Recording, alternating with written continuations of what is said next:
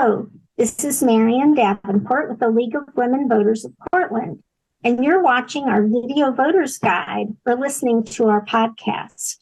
We're here today to talk with candidates running in the May 16th, 2023 special district election.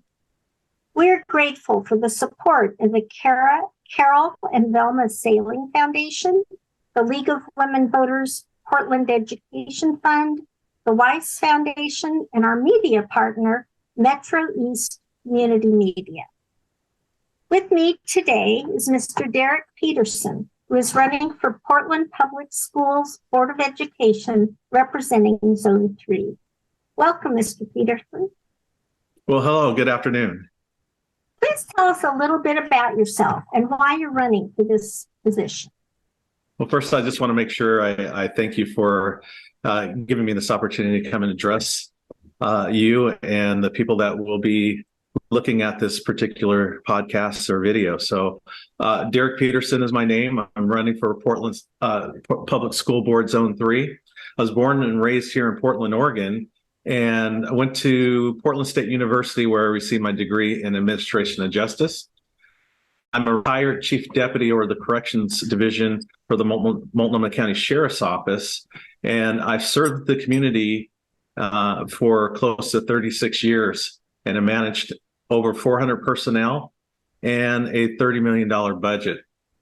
I've been involved in education for 25 years, actually more than that now that I'm thinking about it. And during that time, I've been a diversity instructor, taught diversity and management classes at several educational institutions, and I'm a social science on the board of social science for a local college. It's Portland Community College. I've also been a coach and mentor, coached several sports for youth, and I really enjoyed that. So that's who I am and what I've been doing. And I'm not sure if I got all your question answered, but that's the start. Very well. So let's talk about how the district should address those students who fell behind academically due to the pandemic. Well, I think this is cause for a multi-level approach and being very thoughtful about how that's done. So if you're addressing those students, I think it's important to make sure that you've identified them and understand what kind of services they need. And one of the things I'm looking at is specific to mental health services for our students that fell behind. They lost a lot of social skills during that time, and how can we rally around them, bring counseling around them, make sure that they have wraparound services to make sure that they're have the tools to succeed, have the tools to learn and get back into the classroom where they can be successful.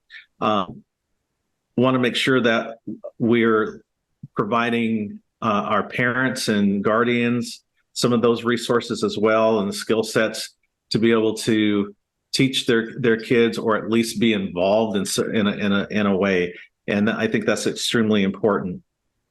I think it's important to also look through and downward to those preschoolers and making sure that they have an appetite to read. And I think that's extremely important as they're getting geared up and going to school, and some of them for the very first time. But there's a lot of anxiety with that. And we know that a lot of our kids, especially those who are Black and brown, haven't held a book or haven't read or haven't been read to. And so I think it's extremely important to make sure that we're looking at all avenues from up and down, students from right to left, students that are the youngest always to the oldest, and making sure that we're getting those resources to them. So that's what I would end up looking at trying to do, and making sure that we are servicing our students. You're listening to the League of Women Voters Portland Video Voters Guide interview and podcast with Mr. Derrick Peterson, who is running for Portland Public Schools Board of Education, representing Zone 3.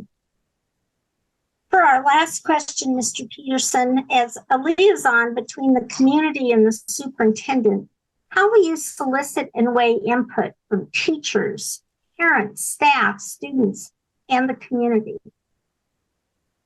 Well, I pride myself on relationship building, and you really have to go after relationships. You have to be intentional about it.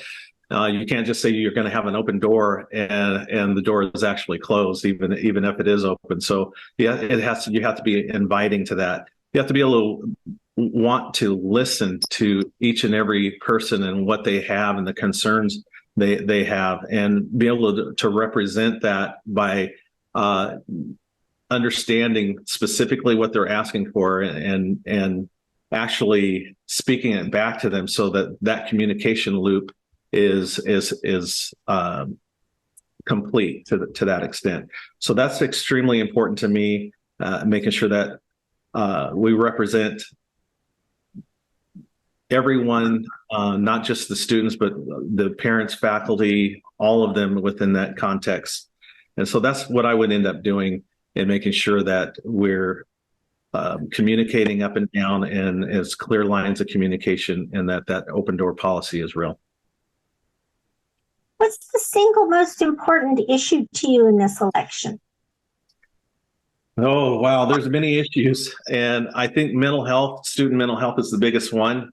It has, it intersects and overlaps with many other issues, such as student homelessness and the achievement gaps, and also the safety issues that are going on that need to be addressed in our schools. So that's one of the big things I'm looking forward to, is making sure that there's plenty of counselors available throughout the schools, making sure that they're, just like in the adult system, that there's wraparound services that they can be guided to, and making sure that we're communicating to them and understanding what their real needs are. And even if we have a breakout session of 10 minutes for a student while they're at school, because it's very difficult to get them to mental health services sometimes after school, have that part of their curriculum once a month or once a week, whatever we could